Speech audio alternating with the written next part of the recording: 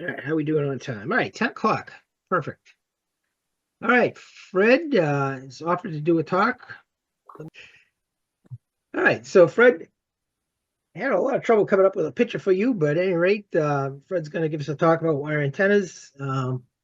He supposed to share that. You guys see that? No? Oh, I guess Fred. Okay, Fred took over. Okay, great. Fred's been a YCCC member really since the club beginnings. I couldn't find the exact date you joined, Fred, but Fred did serve as the club president from 1988 to 1999.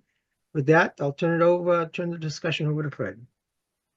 Yeah, thank you, Ken.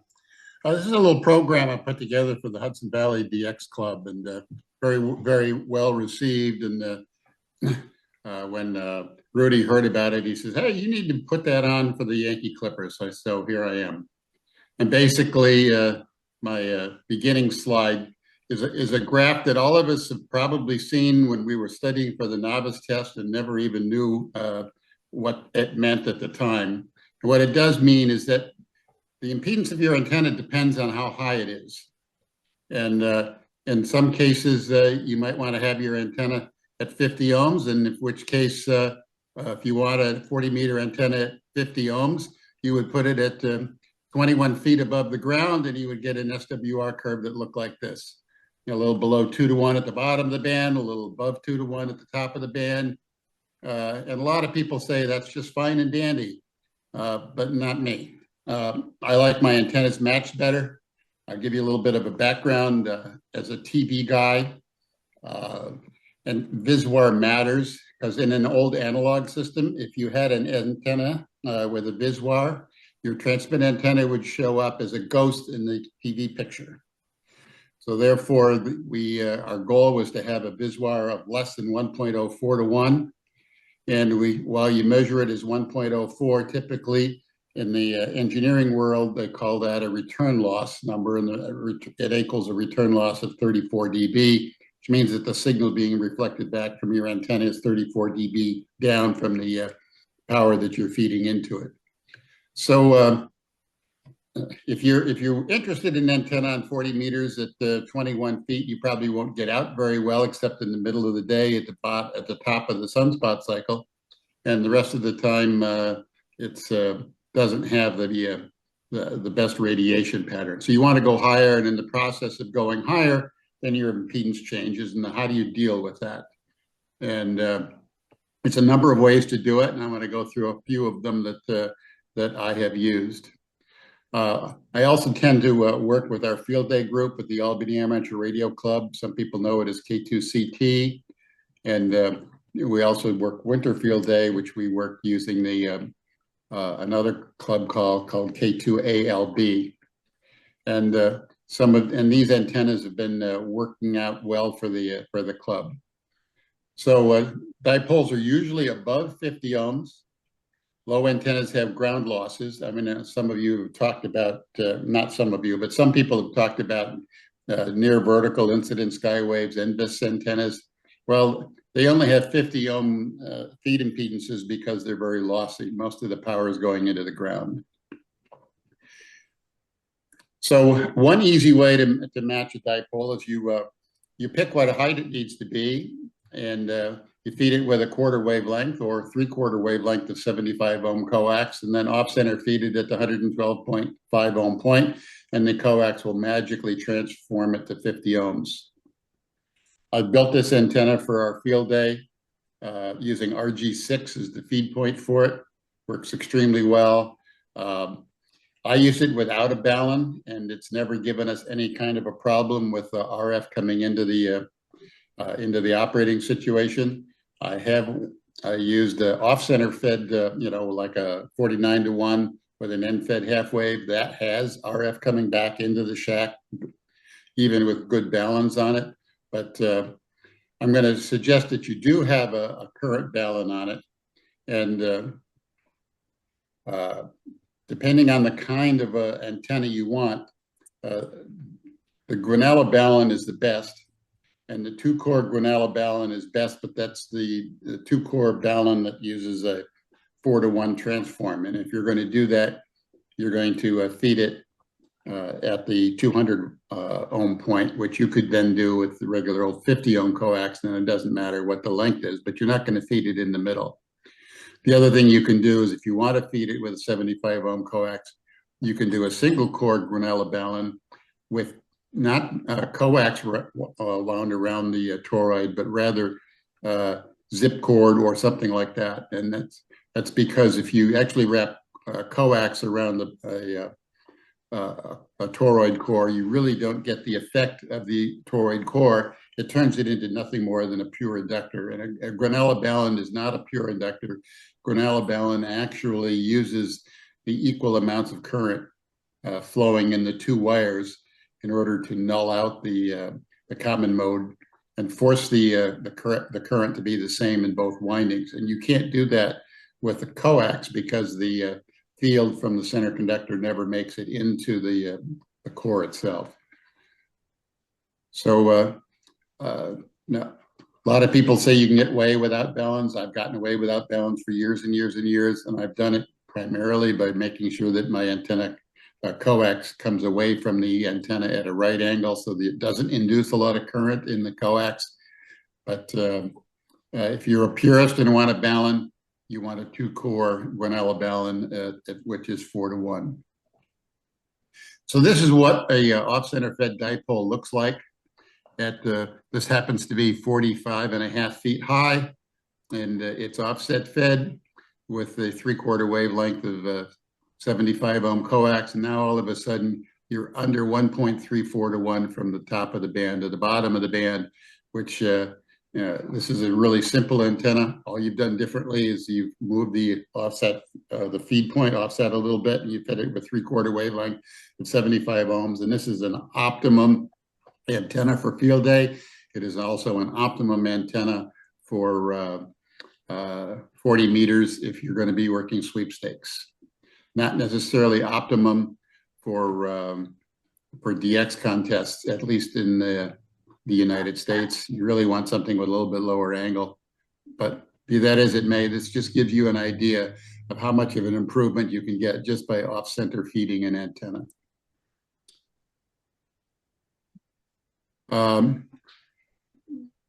So the bandwidth of a dipole is limited by the diameter of the wire used. Classically, people have used a cage style antenna, but to me that just seems silly to use a cage style. Being a TV guy, what do you see for UHF antennas? You see bow ties for the UHF TV antennas. So I went about designing the best bow tie I could for 40 meters and optimize what it is. Bow tie is really just a total of 4 wires.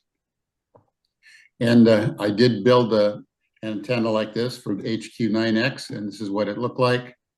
This is center fed, and it's using 2 pieces of wire, and it's very, very similar to a single off-center fed antenna, but this one happens to be center fed.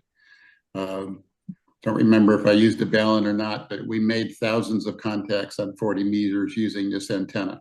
Rudy also has a vertical antenna there, and the vertical antenna is really, really, really good for some of the long paths and off the ends of this antenna. This antenna was was installed to favor North America and Europe.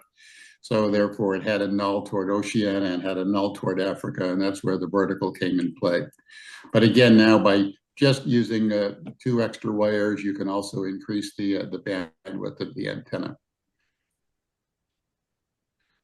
So if you want to see how good a delta loop is, a lot of people say a delta loop is a really, really good broadband antenna. So I modeled a delta loop. This one happens to be, the top of it is 43 feet off the ground.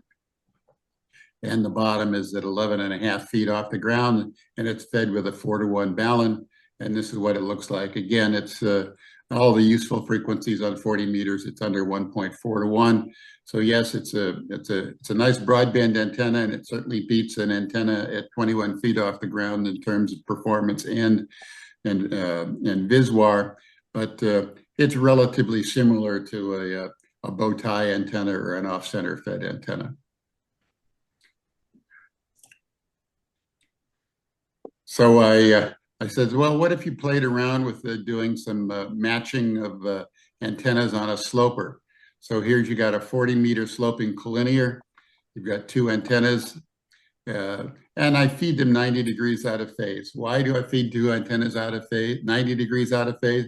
Because what happens when you feed two antennas 90 degrees out of phase is that the reactances just happen to cancel each other. So one of them is inductive while the other is capacitive. By the time it goes through the phase change and all the issues go away, and notice what happens to the Viswar curve. You've got 1.24 to 1 or less across the entire band.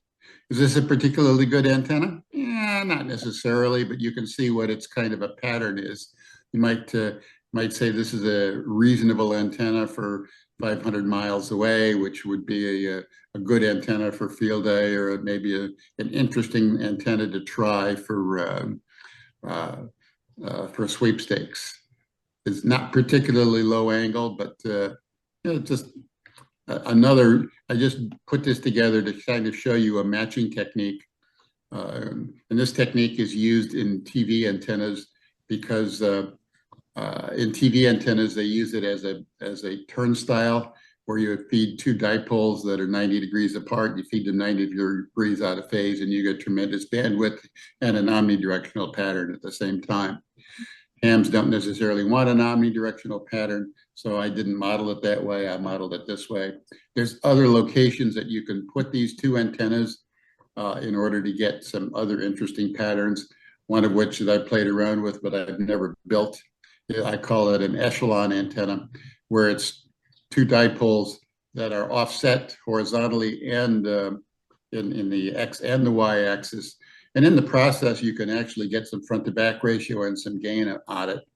And possibly interesting antenna for field day if you wanted to have a little bit more gain. So now I've a ham by the name of, or by the call W7ZZ said, okay, you can't build an OWA out of for a dipole, because all an OWA does is that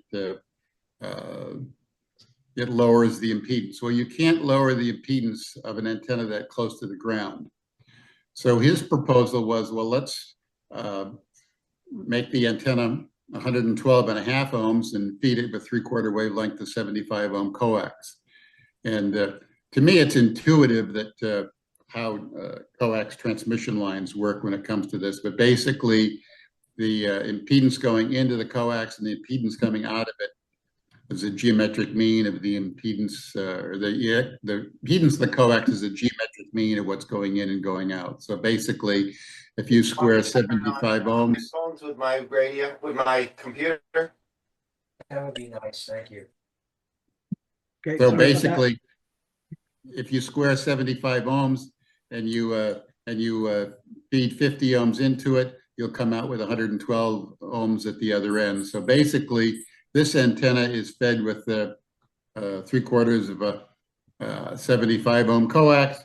So I feed it at the center and have an OWA wire that's, let's see here, how far away is it? It's only a foot away from the actual feed wire. So that and the height of this antenna is 35 feet, and it's designed that way because 35 feet is the perfect height for field day and for sweepstakes antennas.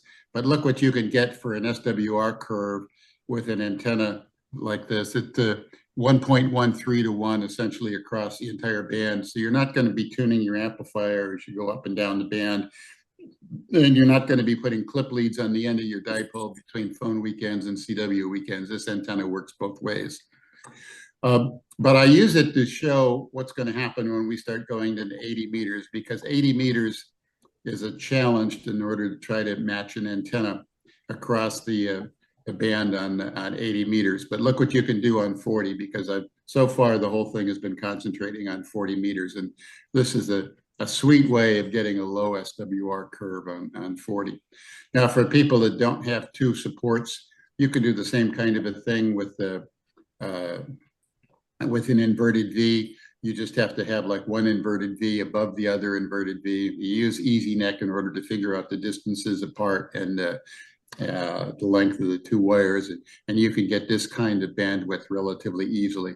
The key is feeding it with 3/4 wavelength of 75 ohm coax. Could be 5/4, could be 1/4, but this model is with 3/4. All right, Fred, before you move on from that slide, there is a question in the chat as to what is an OWA antenna? What does that stand for? Oh, good question. Optimized wideband array. It means that you take the director of a typical Yagi and you move it so close to the driven element that it changes the impedance in such a way is that the impedance becomes very, very flat across the band. Okay. So thanks for monitoring that, Ken, and appreciate you jumping in. Okay. So this shows what the 80-meter problem is. Here's what a dipole that's 43 feet high looks like when it's properly matched on 80 meters. And look at this, the bottom of the band, it's 10-to-1 SWR when you're operating at 3740. That's unacceptable kind of SWR. Now, some people could put a tuner in there and say, well, I can get it down, and you certainly can. But that means you have to chase your tuner as you're moving up and down the band, or have an automatic array in order to do it. But I've just put this in to show you the problem we're trying to solve. So now this is what the OWA looks like at 80 meters. You can see that it's one wire right next to another one or right above it. The height of this one happens to be, 61 feet. And I forgot exactly what the distance is between them, but this has an interesting match simulation in it, in that the people who designed radars in World War II that were designing radars to work on VHF discovered that in order to get more bandwidth on it, the trick is to feed it through a half a wavelength of coax and then match it to where you want it to be. So this is essentially, instead of being fed directly with a quarter wavelength or 3/4 wavelength of 75 ohm cable, it's fed with a half a wavelength of 50 ohm cable, and then a quarter wavelength of 75 ohm cable, then back into 50 ohms. And look what you get when you do that. Now you're less than 1.2 to 1 in all useful frequencies on 80 meters. And this is, have I ever built this antenna? No, but I've built enough antennas to know that if this were built, it would end up looking very, very, very much like this. So this is an antenna that works extremely well on phone CW and RTTY and FT8 all simultaneously. As to how to build this antenna, if I were to build this antenna, I would probably use a small piece of PVC tubing in order to keep the antenna spacing correct. So an 80-meter vertical, a lot of people use 4 squares, and this is what a single vertical would look like if you matched it at 3.59, 1.5 at the bottom of the band, not bad, but look what it looks like up at 38 to 50. It goes up to almost 3-to-1. And so I said to myself, well, what would it take in order to make that vertical a more broadband antenna? OWAs work well for Yagis, they work well for dipoles. So I added a second wire next to the first one and matched it as best as I can. And this is what I can get out of 2 verticals. They're roughly 7 foot apart and connected to the same ground screen or radials or whatever you want it to do. But in this particular case, the antenna itself, its impedance changes from a typical feed impedance of a dipole or a vertical of about 35 to 25 to 35 ohms. It brings it up to exactly 50 ohms. So this eliminates the need for an L network in order to match the antenna. So this is definitely worth it because it gives you broader bandwidth and eliminates the L network in order to match it. And in this particular case, this could be 2 wires just strung from trees, or you could do this with an inverted L if you wanted to. And this is what I call a double inverted L. And in this case, I've actually shown it in the picture. You can see that it's an L that's fed to the right and a parasitic that's not fed to the left. And you get the impedance that looks like the graph on the right, where you have a nice little dip down near in the CW portion and the FT8 portion, and a secondary dip up near 3,800, where you're going to be working your people on in the DX contest. And you can see what the pattern of that looks like. It's nulled straight up, just like a vertical should be. It's got a nice little pattern with a maximum takeoff angle of 25 degrees. You know, just what you would expect out of a vertical, but now you've got a better match across the band just by adding a second wire to it. Now I'm going to go into a wire antenna that I built for winter field day. And this is a K5GP design that I was able to reproduce. And this is a single antenna that works on 160, 80, and 75 all simultaneously. It's offset fed with a 4-to-1 balun. You happen to use a W2AU balun, which is not a current balun, that's a voltage balun. And but I did it with a Granella balun. And the Granella balun in this case works perfectly. But what it is, it's the entire antenna is resonant on 160 meters. And then it has a trap on it that's tuned specifically to separate 80 and 75 from the 160 end of it, but at the same time create a double notch in it so that it's resonant at 75 and 80 simultaneously. And the reason this is cool is that on winter field day, at least before this year, the rules were that you have extra points for every band you got on. So we wanted to work 160 meters to get on the band. One thing about winter field day, it's often on the same weekend as the CQ 160 CW contest. So I did work a few people in the 160 contest, one of which was Ed. Thank you, Ed.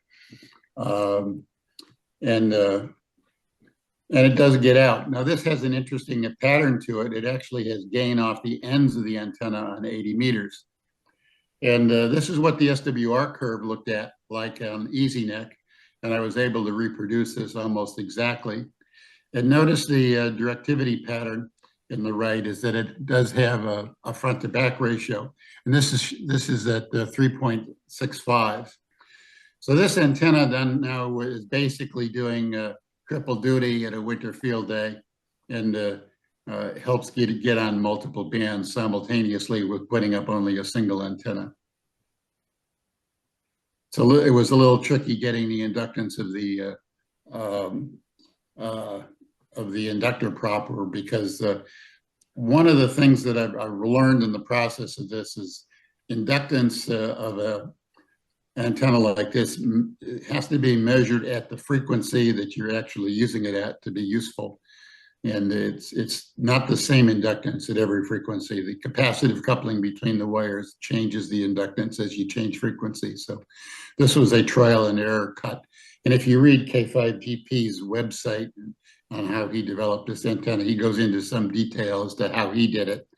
And I kind of followed the same process, but it was not straightforward, but an interesting antenna. So here, this is what a 4-to-1 Granella balun looks like on the inside. And these are ferrite cores, and they look more squat than what people normally use. And I did that because you have more cross-sectional area in this. This is like twice as high as a typical FT240 core. It's a smaller diameter. So because of the smaller diameter, it uses roughly the same amount of powdered iron, but it has twice the cross-sectional area. You can see that basically it's two 1-to-1 transformers where the primaries are in parallel and the secondaries are in series. And this is optimized for 80 and 160. It's 9 bifilar wound, and I've tested this on the VNA and it works just fine. I probably could have put just a little bit less wire on it. This wire happens to be number 20 silver plated Teflon wire. So it can handle a fair amount of power, but in field day, I never run more than 100 watts. I don't really know how much power this can handle, but knowing what I know about a guanella balun is that the only flux in the core is due to the imbalance of the antenna. So these cores are probably good for a kilowatt apiece. So this should be operational for a 2 kW antenna, but I never actually tested it on a 2 kW antenna. In this particular case, I put a little bit of a capacitor in there in order to tune out a little bit of the inductance at the higher frequency bands. Don't know if it would be necessary for fewer turns. I built this kind of a balun for higher frequencies, and I didn't use as many turns. I couldn't tell you what's optimum for every band. It depends on whether you want to favor 160 or favor 10 meters as to how many turns you would put on this. This was a design specifically to favor 80 and 160, which is why I put 9 turns on it. If I built it again, I'd probably go down to about 7 or thereabouts and test it again. So the same idea of an inverted L, a dual inverted L that I showed you for 80 meters. This is what one would look like for 160. Now I didn't bother modeling it with any ground screen like I did the 80, but notice what happens here. You can get good performance on 160 all the way up to about 1.93 or thereabouts. Basically, all of the useful parts of 160 is below 1.4 to 1, and most of them are down in the 1.3 to 1 range. And this is, you know, a typical inverted L would go up and go in one direction. This is just an inverted L that goes in 2 directions. And the distance apart will depend on how much height you have on the vertical part of it. This particular one has the, let's see here. The vertical part of this is 60 feet high. So, you know, depending on where your trees are and what you want to do to build and how high off the ground you wanted to make your ground screen would change the parameters. But no matter what you do, you can get this kind of an SWR curve on 160 if you just put up a second inverted L, if you have the space in order to do it. And this is an interesting design. Everybody knows about the K2KQ antenna. And Will was looking for a little bit more bandwidth out of one on 160. So instead of putting 75 meter wires on it, I put 2 160 wires on it. And if you look at the picture, you can see that it's fed just like a K2KQ in the middle of the gap on the vertical section of it. But in this case, one of the wires is a little bit longer than the other on the left-hand side, and the other one is a little bit longer on the right-hand side. And now you get an SWR curve on the K2KQ antenna, which is much broader than you would normally get on it. And it's 1.2 to 1 up to about 1.9, between 1.8 and 1.9. Above 1.9, it starts going high again. But Will had this up for quite a while. He says it was an extremely effective 160 antenna. Anybody that's used the K2KQ knows that it is effective as a good low angle antenna with extremely low ground losses, and you don't need a ground screen in order for this to work well for low angle antennas. But it's interesting to match it because you can change the spacing between the two pairs of antennas in order to change the impedance, and you can bring it down to 50 ohms at whatever frequency you want it. But just using a double part of it just makes the SWR curve wider than it would normally be. And then I've taken a couple of techniques and merged them together to make a single antenna that has a perfect SWR curve on 40, as you can see here on the right. And it also is an OWA for 80 meters.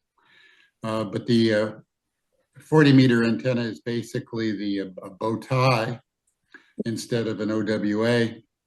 And it's set up as an inverted V coming off the same impedance or same feed point. So this is fed with a quarter wavelength of 75 ohm cable in order to get the impedance of the 80 meter antenna down to 50 ohms. But that same coax, which is an impedance transformer on 80 meters, is an impedance repeater on 40 meters. So the actual feed point of the antenna at the feed point is 112.5 on 80 meters and 50 ohms on 40. And the angle between the two inverted V antennas on 40 meters makes it a 40 meter or a 50 ohm antenna at the height that this is. So this is, basically a 60-foot high antenna, which is optimum for both 40 and 80 meters simultaneously. Usually 40-meter antennas want to be a little bit lower than that, but because it's an inverted V, the ends come down a little bit, the average height is a little bit. So this has just about the optimum takeoff angles for sweepstakes for 80 and 40, sweepstakes and field day. It's a little bit more complicated than I would normally put up for a field day antenna, but we usually put up separate antennas for CW and sideband for 80 meters for field day, because we normally want to be on those two bands simultaneously. But this is just one trick that I have used in order to match antennas on two bands simultaneously. And again, you can put this up once, use it on both phone and CW weekends and in sweepstakes. It probably worked extremely well getting into the Caribbean on both 80 and to a less extent on 40, but interesting techniques of trying to match antennas. This is what the SWR looks like on that curve on 80 meters. Same antenna, just a different SWR curve on it. Notice it's below 1.4 to 1 on any frequency you might want to operate on 80 meters. And this is what it looks like if you do the SWR curve of both bands simultaneously on one graph. Again, you can see the dual match on the 80 meter band. You can see the dual match on the 40 meter band. Just some little tricks that you can play with matching and coax lengths and playing around with EZNEC. And that's really the end of what I had as a presentation. And at this point, if anybody has any questions, I'd be happy to address them.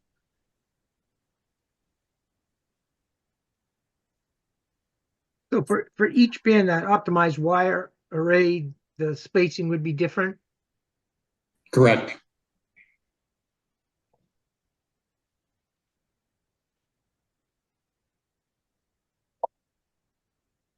Fred? Go ahead, Bob. Yeah, thanks. Hi, Fred. Thank you for your presentation.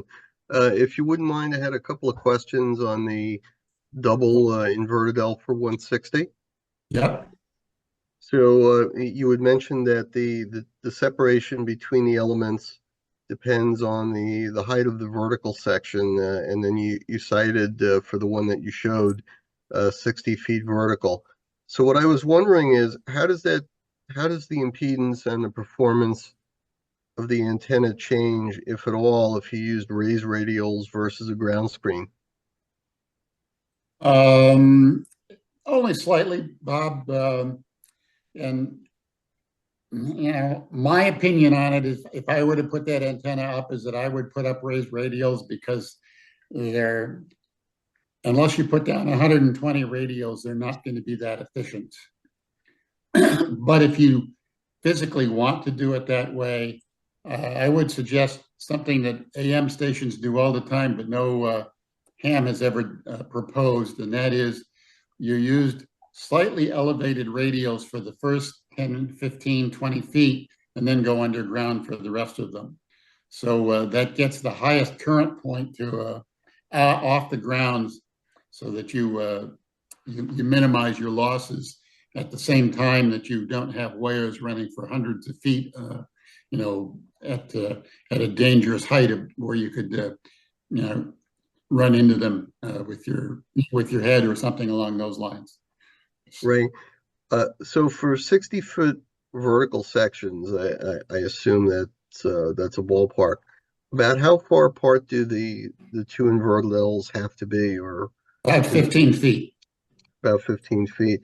And do the orientations of the horizontal part need to be in the same direction, opposite direction, or does it not matter? Good question. I've never tried it other than straight out. I'm sure it could be made to work that way. I don't see an issue. It's by having them spread apart, it changes the horizontal radiation pattern just a little bit. So you may actually be able to take advantage of that depending on your location in order to try to get an extra dB or two in a particular direction. Do you find that in your looking at this, that the angle of the lobe has changed at all between just one inverted L, or is it just very similar? It's very similar than one inverted L. What's interesting is that the inverted L has a slightly higher radiation pattern than a full-size vertical. And depending on who you're trying to work, that might be good, it might be bad. And it depends on the time of day.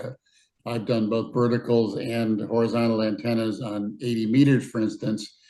And when the band to Europe first opens, the verticals always have a win early on, but later on in the opening, the horizontal antennas, if they're high enough, start getting as loud as and sometimes stronger than the verticals, depending on whether you're running a gain antenna for verticals and or a gain antenna for horizontally polarized. Right, that makes sense. And the second inverted L, does that also have raised radials and is fed, or is the second one really a parasitic element, if you The will? second one is parasitic and just connected to the ground, be it a ground screen or your radial system, either way. Do the radials have to be connected, or can they just function as two separate radial systems unconnected? I didn't model it that way. I modeled it as if they were all connected, with the presumption that the more you connect people, radials together, the better, more effective they are as a screen, a ground screen. Okay, thank you, Fred. I appreciate that. You're welcome. Fred, I've got a question. This is Mike, K8CN. Hi, Mike. On the OWA wires for the horizontal and the inverted V antennas that you showed, does it matter if the wires are also horizontal or sloped? Can they be hanging down just so that, and with the appropriate spacing? In order for the OWA wire to work, the spacing between the wire and the fed element has to be the same throughout the length of the wire. So hanging down would only work if the other one was also hanging down. But for instance, if you wanted to put up a sloper, because you thought a sloper antenna gives you nice directivity and a good low angle, you could also hang a sloping OWA either above it or below it in order to get the same SWR benefits out of it. It's just that depending on, the angle to the ground and the nearby tower, the length of those would have to be either cut and try or modeled with EZNEC. It can be a little tricky with EZNEC to start modeling your tower and your antennas in it, because you've got a lot of pieces of aluminum in order to enter into it, but it can be done. I was just thinking about maintaining both the driven portion of the antenna and the OWA wire in the same plane, meaning horizontal for a nominally horizontal antenna, or could the OWA wire be down and spaced uniformly along the length of the driven element? Yeah, it could be above it, below it, left or right, doesn't matter. Okay, great. Thank you.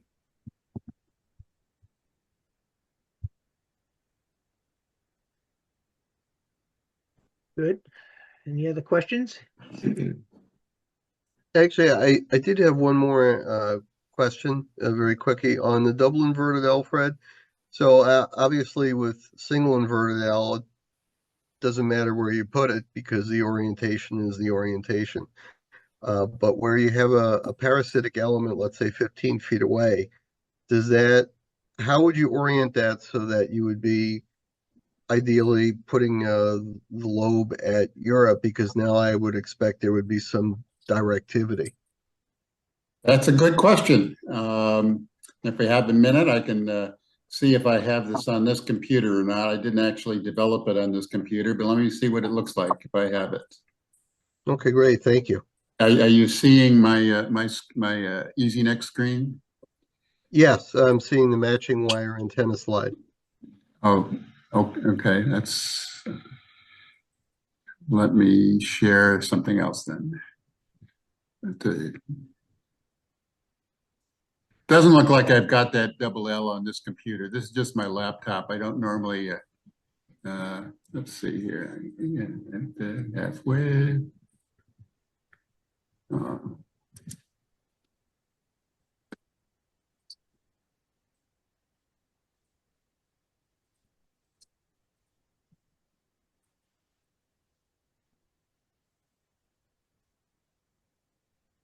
See here.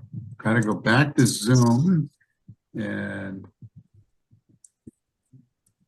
not seeing the EZNEC. You're seeing Yes, seeing the original presentation. the original presentation. Let me close that. You have to stop share and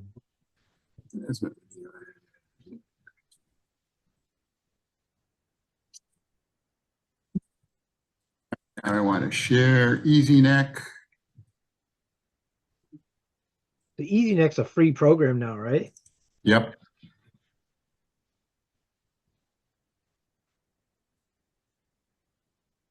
You seeing EZNEC now? Yep. Yes.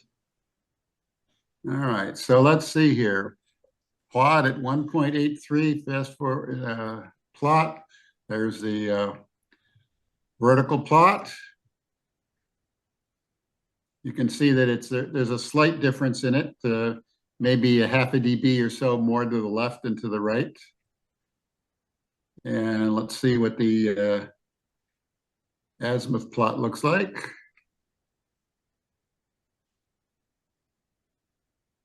All we see is the view antennas window. Oh, okay. All right. Hold on a second then.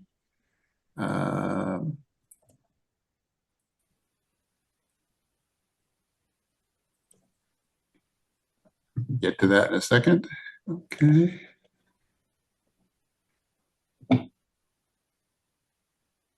So let's see. I have to change what I'm sharing.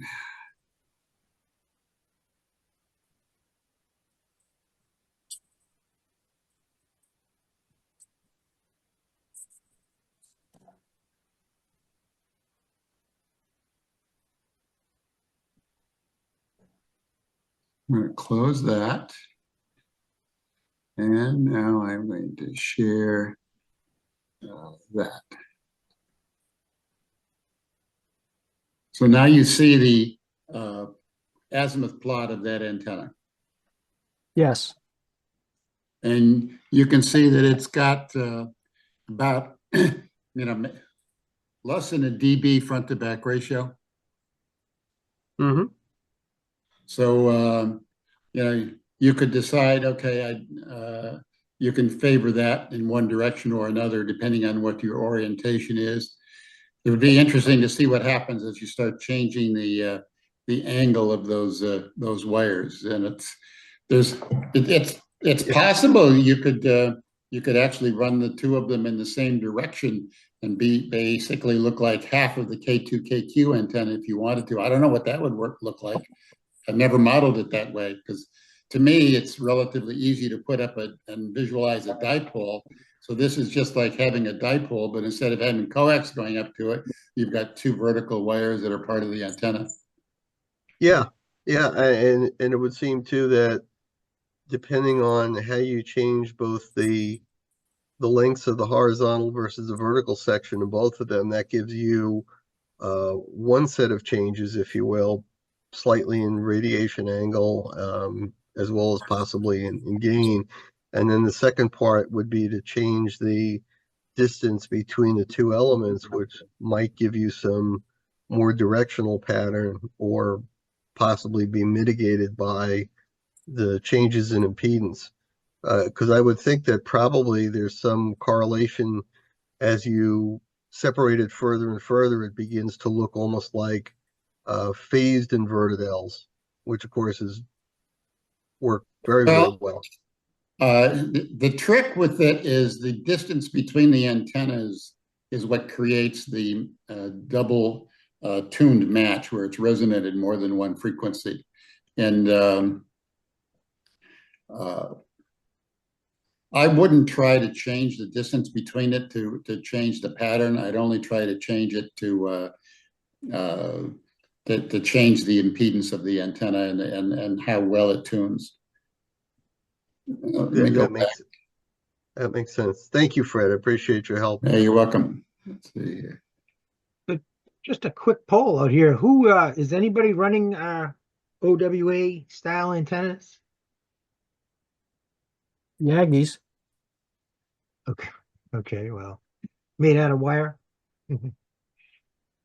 Well, I don't know of anybody else that has done it other than the W7ZZ that proposed the concept. I've taken that and extended it to verticals and Ls. Hello. Nobody else has done that I know of.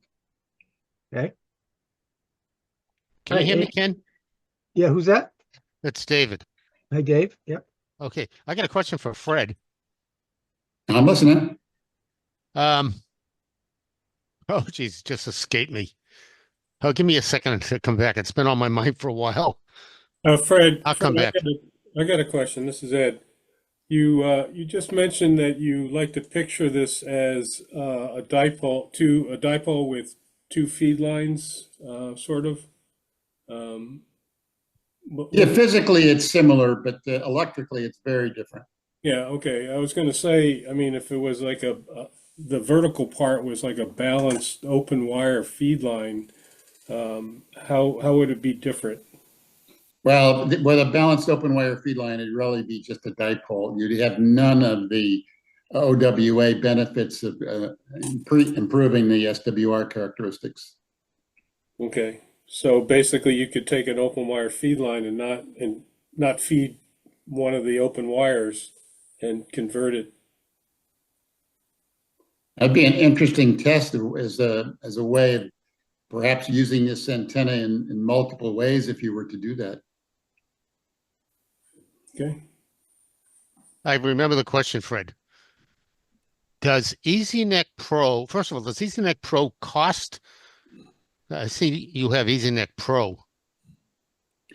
I will tell you that I bought EZNEC many, many, many years ago. I bought the one that does 1,500 elements, and maybe roughly 2 years ago, I went to upgrade it finally because I had an older version, only to discover that it is now totally free for as many elements as you want to put into it. It basically didn't want to support the program anymore. You can go out, you can download it, and if you want to go to an even higher end version of it, you can configure it to run on some of the higher end NEC programs, but you have to license those separately. Okay, thanks. And my other question is, does EZNEC allow you to program the ground conductivity? Yes, it does. It allows you to use the mini neck way of doing it, or a high accuracy, or a perfect ground. There's 3 different choices of grounds. Okay, thanks. I often use mini neck, and I've got the floor here. I will also tell you that I've also played around with a lot of end-fed wires. The end-fed wires these days are very, very, very popular, and one of our field day people are particularly happy about an end-fed wire, and we've used end-fed wires for field day and discovered that they have issues that everybody knows about that people tend to ignore. First of all, the way an end-fed antenna works, even if you put a counterpoise on it, you end up with common mode currents on the coax. And even if you try to choke it, it's almost impossible to choke all of the current off your coax. The reason is that the impedance at the end of the wire is so high that there's no way that you can really prevent the coax or the current from coming down the coax. In winter field day this year, I had some interference from the audio interface going from my computer to my radio from the station that was running an end-fed half wave. And the only thing I could do in order to get rid of it was actually take the coax from the end-fed half wave and plugging it into the third wire ground of the building we were in, even though we were running on a generator. And as soon as I grounded it to the building ground, all of my audio interference went away. And I was using a guanella balun on this particular coax. So and also the other problem we had is that because a end-fed half wave radiates extremely well on all the harmonics, we started ending up with problems with the CW signal on 40 getting into the FT8 frequencies on 20 and the CW frequencies on 20 getting into the FT8 frequencies on 10 and the CW frequencies on 80 getting into the FT8 frequencies on 40. So all of these are a problem. So if you're going to use an end-fed half wave in a multi-environment such as a field day, make sure you put in filtering to get rid of your second and third harmonics. So just a word of caution for anybody that's interested in going further with that concept. I have another question, Fred, Sure. kind of related. Have you ever done a modeling of a hex beam, a very, very popular antenna using EZNEC? I've never done it with EZNEC, but I've used the hex beam on field day, and I'm extremely satisfied with the way it works. Last field day, we had one hex beam up on a push-up mast. It was trivial in order to push it up, and we used that on whatever band we could. It was the second antenna that we had up for 10, 15, and 20. The first one was a pair of TA33 juniors. One was at 60 feet, another was 30 feet. I fed them into a broadband balun and then into a triplexer so we could operate 10, 15, and 20 simultaneously with the stacked tribanders or the hex beam. And the hex beam stood up very, very well in comparison to that combination. Do you think you can model the hex beam using EZNEC? Absolutely. Be very interesting to see the comparison of the radiation pattern between a tribander and the hex beam. I have a hex beam, and I think it operates at least as well as a tribander. Just from seat of the pants, I wouldn't call it experiments, but in terms of usage over many years. Oh, my experience with field day would agree with that. You said you would agree with it? Yeah, absolutely. Yeah, it doesn't have the losses that a tribander has. A tribander has a disadvantage is that the spacing is only optimum on one frequency. And the hex beam is optimum spaced for every frequency. All right, to finish my poll, does anybody in here run a K2KQ style antenna, the vertical dipole? I do on 80 and on 160. Okay, I do also on 80. Probably for the per dollar cost of it, it's probably the best performing antenna I have. I was actually able to do at this QTH because I had enough of distance to compare an inverted L on 80, the double L on 80. I also had a half square on 180, not all up at the same time, but I could do, one compared to the other. And the double L was the best antenna I could put up at this particular location. There you go. It's been my But I've experience. got tall pines. Yeah. I've got 90-foot pine trees, which are nice for the 160. Yeah. I had a double L up for a while, and the problem is that a lot of it ran through trees, so I had arcing problems on occasion. I switched over to an inverted L. It seemed like I had much better range with that. Okay. This is Chuck W1HIS. Hi, Chuck. I didn't want to double with anyone. I have my 160 meter antenna is a K K2KQ design that is best described as a lazy H vertical. And it is a vertical dipole, center fed, where the top of the vertical has a very large capacitive top hat, and the bottom of the vertical has a very large capacitive top hat, so that the whole antenna looks like an uppercase letter H rotated 90 degrees over onto its side. So the short cross piece of the letter H is vertical.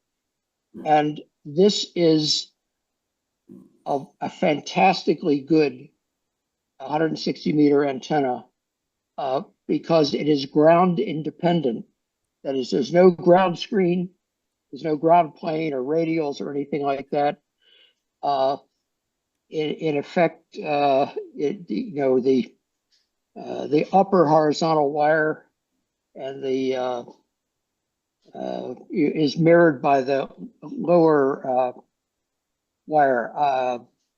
And it has very high efficiency because the fields of this antenna don't penetrate the ground so much. The lower wire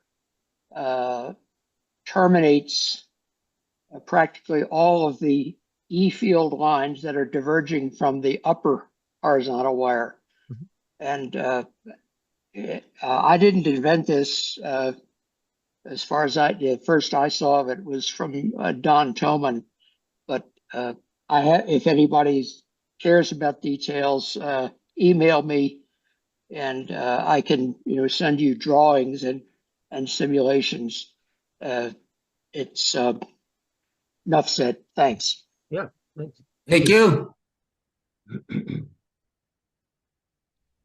Very good. Okay. All right. Any other questions? All right. In the case of pretty much perfect timing, I want to thank you, Fred, for that talk. I know a lot of us run wire antenna, and some things to think about there for the low band. So excellent. And